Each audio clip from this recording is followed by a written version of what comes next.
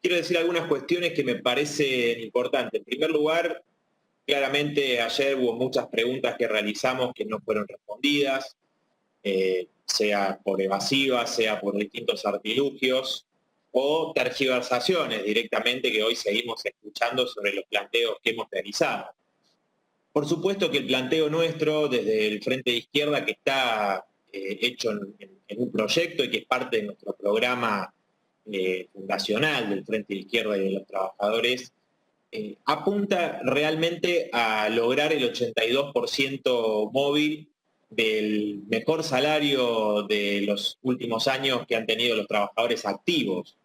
Y en ese sentido, presidente, creo que el debate de fondo, por supuesto, no es la fórmula, el debate de fondo pasa por el desfinanciamiento que ha habido del sistema previsional durante décadas, y entonces siempre se habla, desde los oficialismos se habla de, como si fuese una cuestión natural, la cuestión de la sustentabilidad del sistema, que no hay recursos, y esos recursos.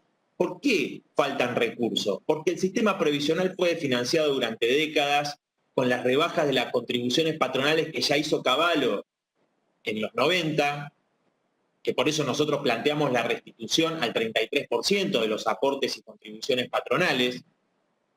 También, presidente, el tema del trabajo no registrado, el fraude laboral, que alcanza a más del 40% de la clase trabajadora, entonces eso también desfinancia el sistema previsional. ¿Cómo han metido mano en el ANSES para pagar deuda durante años? Siempre meten mano a la caja de las jubiladas y los jubilados. Y por supuesto es un tema que excede la Argentina, es un tema que a nivel internacional, con el aumento de la expectativa de vida, los distintos gobiernos lo que intentan es avanzar en aumentar la edad jubilatoria y terminar en una especie de pensión a la vejez que prácticamente no alcanza para la subsistencia, ¿no? El límite, si se quiere, vimos, por ejemplo, uno de los casos extremos se vio en Chile, donde la rebelión popular del 2019 en gran parte tuvo que ver con este sistema privatizado de la AFP y con que los adultos mayores se suicidaban para no ser una carga para su familia porque no se podían sostener con los ingresos que tenían, con esas jubilaciones, con la estafa que le hicieron. Entonces, si uno piensa en que tomamos los últimos años desde el 2011 a esta parte, de 2011 a en 2011 la jubilación mínima cubría el 60% de la canasta básica de un jubilado en el 2011. En el 2015, el 50% de la canasta básica de un jubilado y en la actualidad alrededor del 36, 38%, un poquito más de un tercio de la canasta básica. Eso es lo que cubren las jubilaciones mínimas hoy en la Argentina.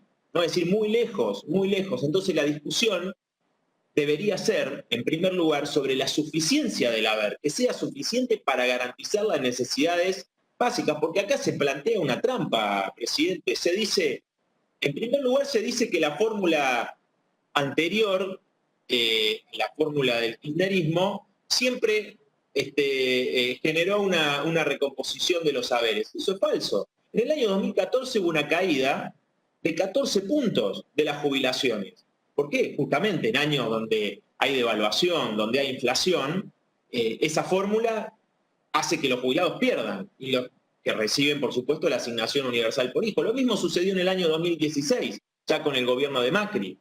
¿No? Entonces, digo, esos son elementos falsos que se están planteando y si lo hubiésemos aplicado en el 2018, 2019, bueno, también perdían los jubilados. Entonces, digo, acá hay un elemento que se está planteando que es completamente falso. Si quieren recomponer las jubilaciones, ¿cómo van a decir,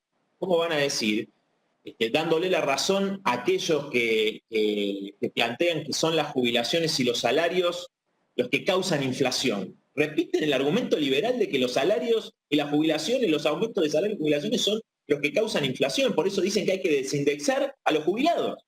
Pero a los grandes fondos de inversión le garantizaron bonos en dólares y bonos en pesos atados a la inflación. Los bancos siguieron ganando, no como dijo el presidente, que iba a beneficiar primero a los últimos aumentando las jubilaciones, que se quedaba con los jubilados y no con los bancos. Entonces, presidente, digo, acá hay un elemento que en primer lugar quiero decir que es falso, ¿no? Que se plantea esta cuestión como que siempre esta fórmula fue beneficiosa y no se toma en cuenta esta realidad. Digo, siempre la inflación, es decir, las devaluaciones que provocan inflación, etcétera, las generan los grandes formadores de precios, los grandes grupos económicos que hacen transferencias de ingresos desde los sectores más vulnerables a los grandes grupos económicos. Lo vivimos durante el gobierno de Macri de manera brutal.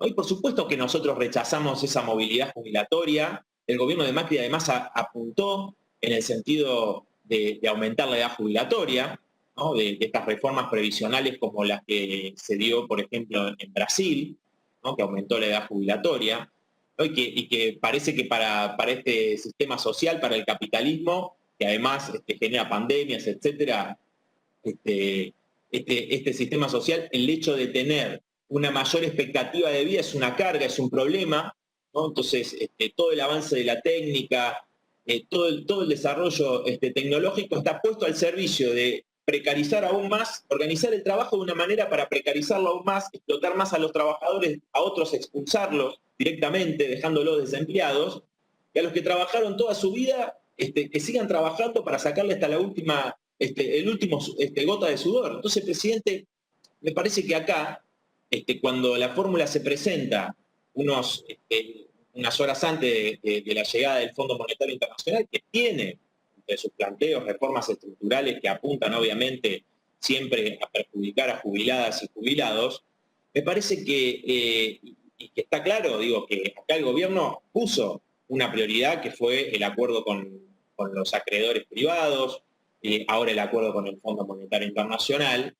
Está claro que esta fórmula, si realmente el gobierno confía en que va a ser beneficiosa, ¿cuál es el problema de poner esa cláusula? Desde el ángulo que plantea el gobierno, nosotros, insisto, para nosotros el debate y la discusión principal que queremos dar y que siempre hemos planteado es la del 82% móvil real y terminar con esta situación de desfinanciamiento, ¿no?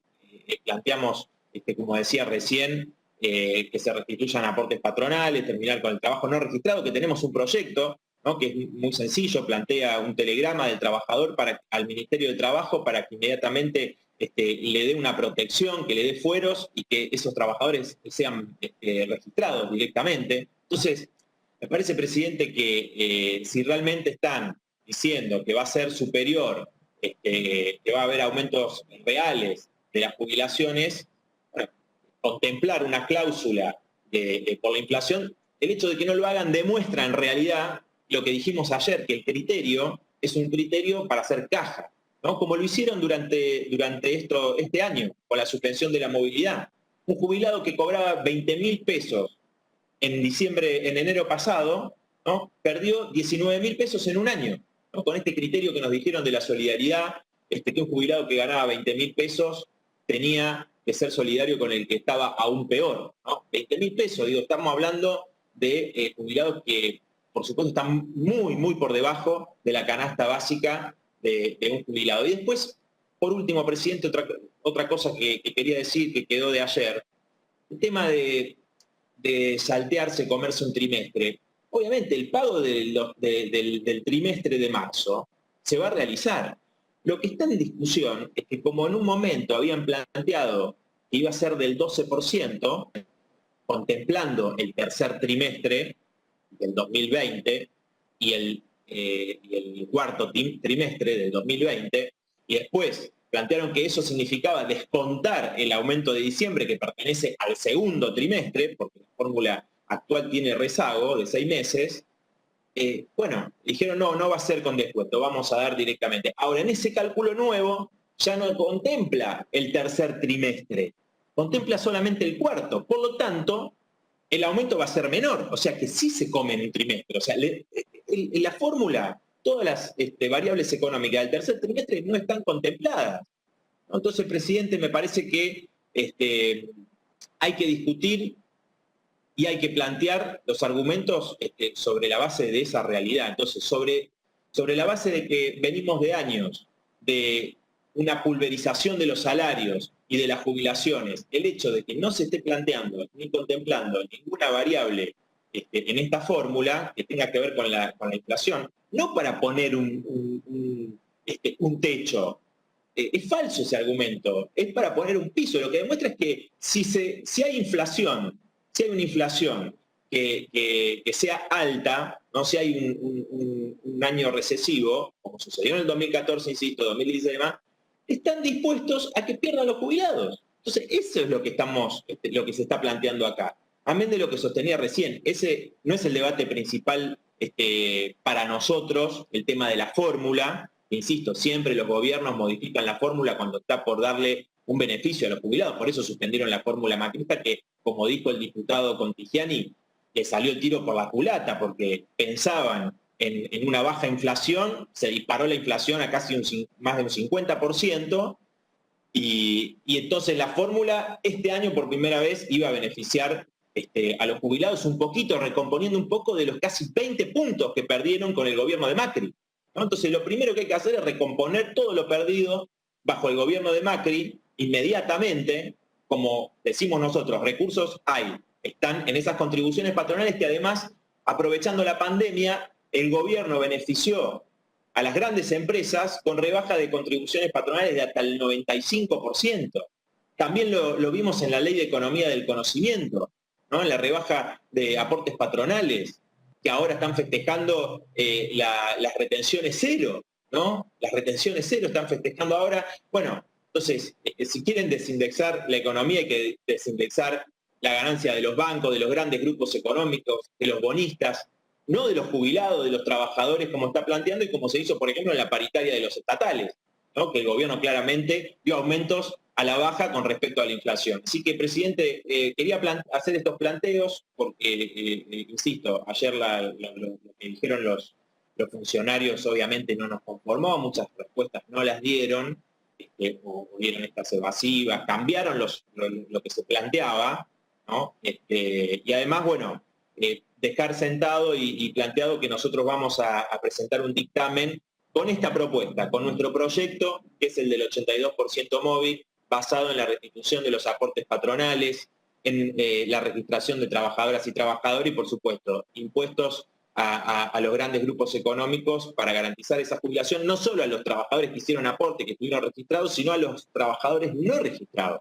Porque también muchas veces desde Juntos por el Cambio y otros sectores, las grandes patronales le echan la culpa a esos trabajadores. Quieren jubilados de primera, jubilados de segunda, ¿no? Y no, la responsabilidad de que no se hayan hecho esos aportes, que esos trabajadores no hayan podido aportar durante muchísimos años, muchas son mujeres, con un porcentaje mayor que a los varones, tiene que ver con la responsabilidad de los empresarios, no de los trabajadores y las trabajadoras. Entonces también la registración de esos trabajadores informales es uno de los planteos que estamos haciendo en este proyecto, que seguramente mañana podremos desarrollar y explayarnos más cuando presentemos el dictamen. Muchas gracias, presidente.